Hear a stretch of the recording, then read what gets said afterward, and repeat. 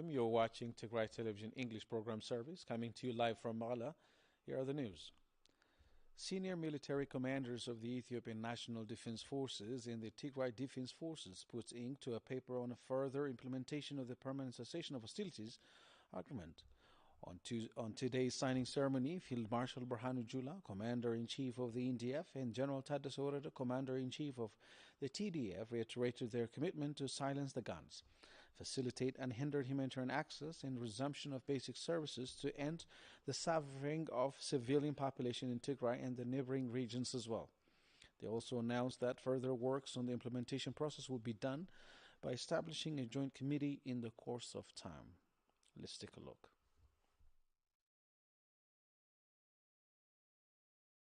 Excellencies, at this point, I have the pleasure of inviting Field Marshal Burhanu Jula, the Chief of the Ethiopian National Defense Forces, to deliver his statement. Marshal Jula, please. Your Excellency, former President Olusegun Obasanjo, African Union Special Envoy for the Horn of Africa.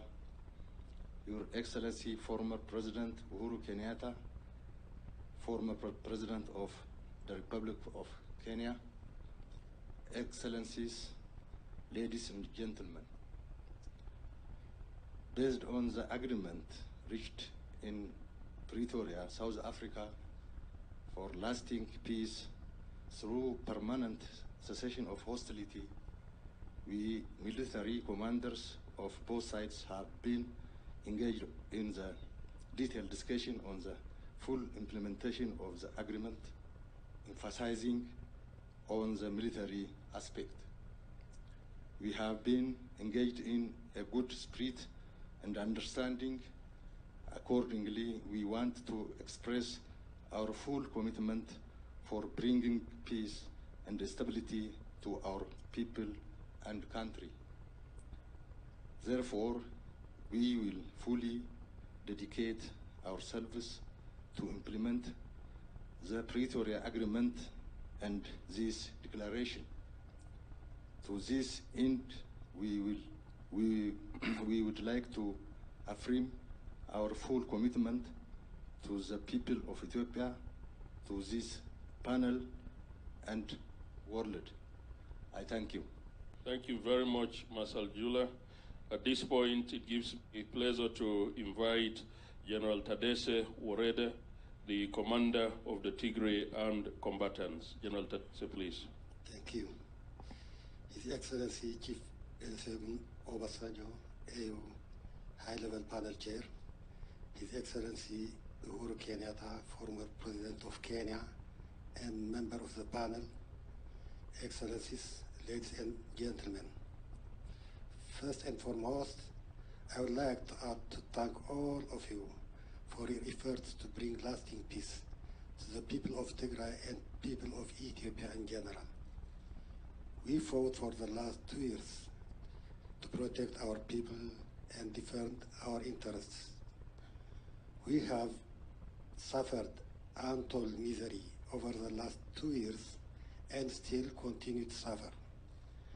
The commitment we are making today is with the hope that expectations that our people's suffering will come to an end and soon. This is a very daunting task in the light of the many spoilers from within or outside who are profiting from this war. It's our expectation that the other party honors its agreement not only to end the conflict but also to facilitate humanitarian access and resumption of service. I thank you.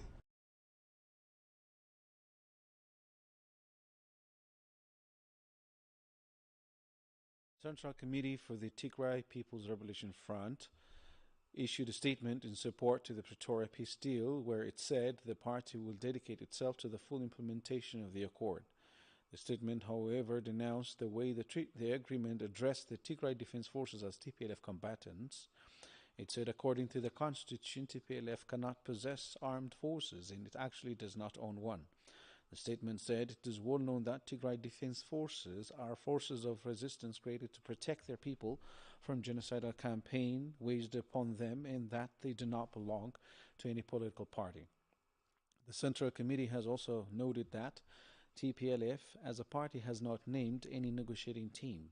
It said the people of Tigray and the international community, all stakeholders and other concerned bodies should know that there is no any entity representing TPLF in South Africa.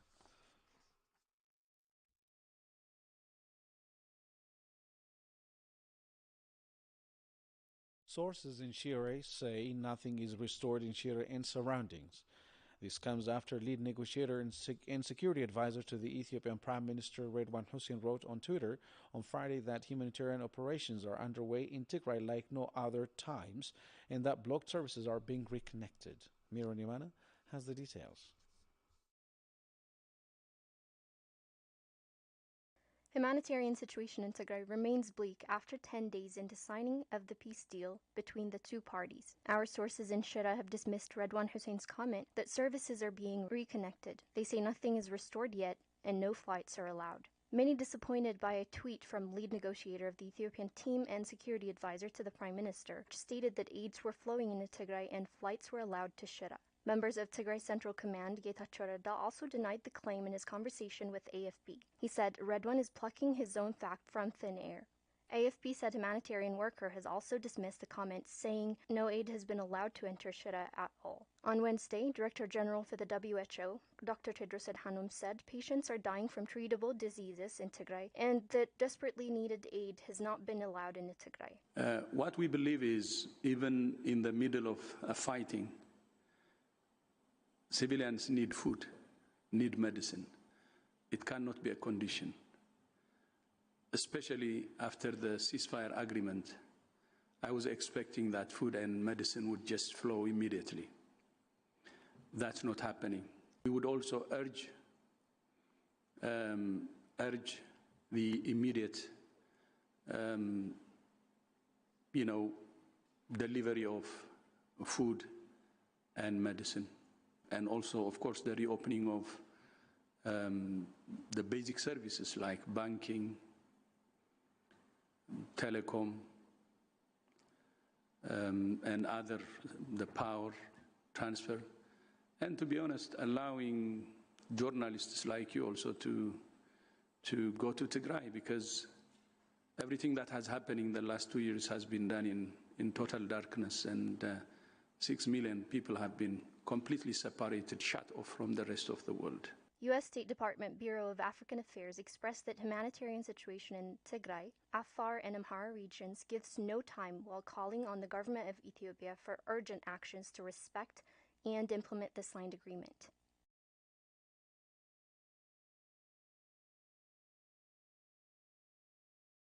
Our reporter Abel Zagabu spoke with Chief Executive Director of IDER Comprehensive Specialized Hospital, Dr. Kubram Gabraselassie, regarding the ongoing situation. The doctor said an immediate aid was expected to enter into Tigray, but says patients still continue to suffer from lack of medication after 10 days into the peace deal, for no concrete measures has been taken yet. Dr. Kubram says no food, no medical supplies at all. Let's take a look. Thank you for the question. Today marks the 10th day of the signing of peace deal in Pretoria, and any good-hearted citizen would expect the flow of medicine, the flow of food aid at least the next day or in 2 days' time. But still, we haven't received any food or any medical supplies. Still, the roads are blocked, flights are suspended. Our partners, including ICRC, they are not allowed to fly into Makala to bring these much needed essential items. So practically we are in the same or even in a worse situation. We haven't received any food or we haven't received any medications for our critical patients. The reason why we haven't completely closed our hospital and tell everyone who's admitted in hospital to go home is because we are receiving some donations from Tigrayans living abroad.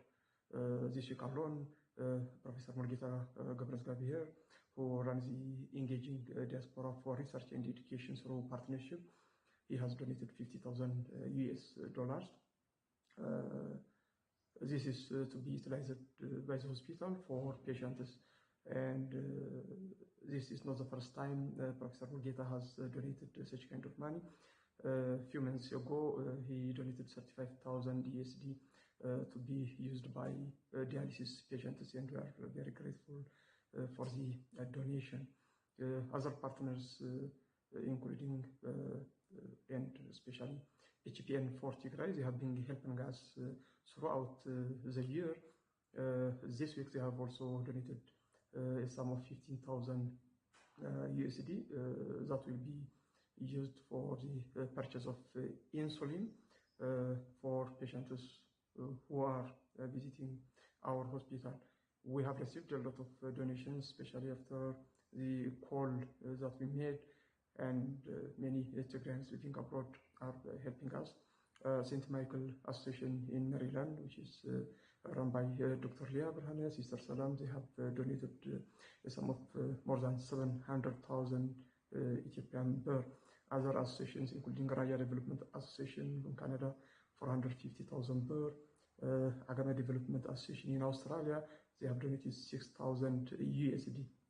This is the reason why the hospital is still open, still providing services. The mentioned ones, I just mentioned them because the donations arrived this week, but a lot of Tigrayans abroad, they are helping us in any way that we request. But you know, you cannot run a hospital, big hospital as big as Aider, by donations like this. The best solution is to open the roads to allow better humanitarian access. You know, drugs, medicines, instruments, and supplies have to come to hospital so that we can run our hospital properly. All the Tigrayans that are helping us, and even non-Tigrayan friends of Tigray that are helping us, we are very grateful, and you know, history will remember you. We are very much grateful, and I want to thank them by my name and the name of my patients. We are very grateful for that, and thank you. One of the worst scenarios in Tigray following the eruption of the war is social crisis marked by family separations.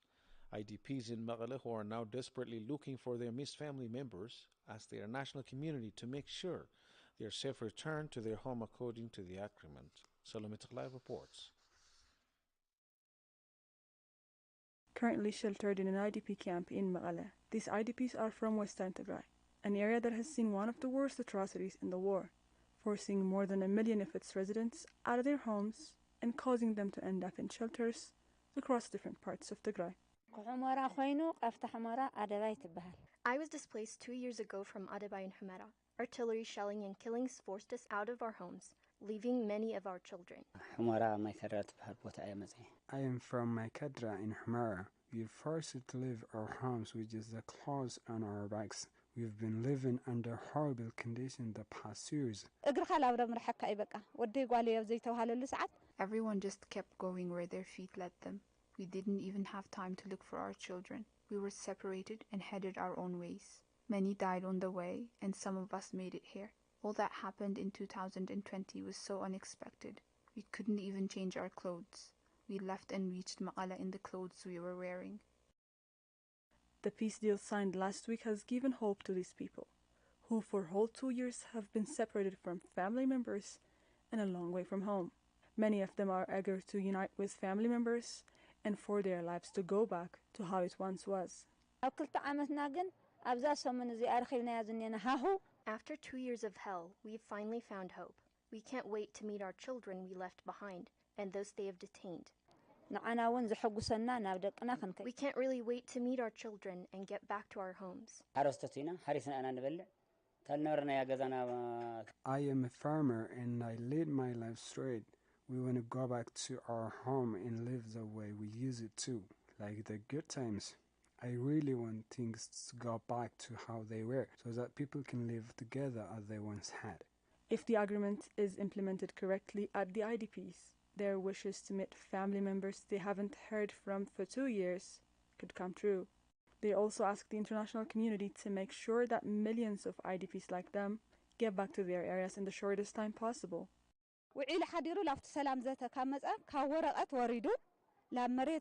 After a lot, an agreement has finally been signed. It needs to be implemented as soon as possible so that we can go back home and meet those who survived and grieve the death of the ones that died. We're starving, we're in pain, and in a difficult situation. The international community has to make sure that we return to our homes and that food aid reaches us. We ask the government to help us get back to our lives as we came here empty-handed, leaving everything behind. The war declared in early November of 2020 in Tigray has devastated the lives of millions of Tigrayans for the past 2 years, of whom children who are the most vulnerable part of the society are highly affected by the war. However, children from the war-torn Tigray say that Ethio-Tigray peace agreement signed in Pretoria, South Africa, would bring them a glimmer of hope for sustainable peace. Haile Gabru has the details. To end the horrific conflict in Tigray, the siege as well, both the government of Tigray and the federal government of Ethiopia have signed a permanent cessation of hostilities in Pretoria, South Africa, under the auspices of the African Union and other international stakeholders. To this end, the people of Tigray, the victims of the 2-year-long war, are hoping to see the mediating efforts bear fruit. These children are displaced from Western Tigray and now experiencing a terrifying life in different repurposed shelters in Magala. They said that they would go back home and meet their family members if peace would be restored as usual. I would meet my friends and loved ones when I go back to my hometown. We would also play together there. School would also be reopened so that we can learn and help our families in the near future. Both my father and my mother are in Sudan at the same. My siblings are also living in other places. Here I am alone. I miss my family members. My greetings are extended to my friends wherever they are. I hope peace is imminent. I would meet my friends and my parents soon. We were experiencing a desperate situation for the past 2 years. When a comet drone comes and uses to hover around the sky, it is stressful. Now, we wish all these measures would long ago went for last. I came with my father and my mother till we reached the Takaza River. Unfortunately, I and my father separated each other on the way. I heard that my father has returned to Humara in search of us. However, he's been detained and tortured by the Eritrean forces. Now, his whereabouts is not known yet. The children also say that all concerned bodies should demonstrate their commitment in realization of the peace process in Ethiopia, so the fatal siege as well as the war in Tigray would be ended up soon. At the time I heard news about the peace agreement, I was so happy from the heart. Keep strong, guys. Peace is approaching. We'll keep in touch there in Humara. When peace prevails in Tigray, we'll come together and share our friendship memories as we used it to be. It is apparent that Tigrayan children have been out of school for the past 2 years due to the war in Tigray. On top of this, thousands of children have also lost their lives due to lack of food and medication following the all-encompassing siege placed on Tigray. 18 civilians were reportedly killed in Dahim and Warada in bordering Somali and Afar regional states. The incident took place on November 9 after fresh conflict erupted in areas bordering the two regions. News from Addis Standard revealed that some 28 civilians injured in the fighting were also admitted to a hospital in Somali region. The area where the incident occurred was repurposed to shelter internally displaced persons from previous clashes between the two regions. Disputed areas between the two regional states have led to the displacement of thousands over the years.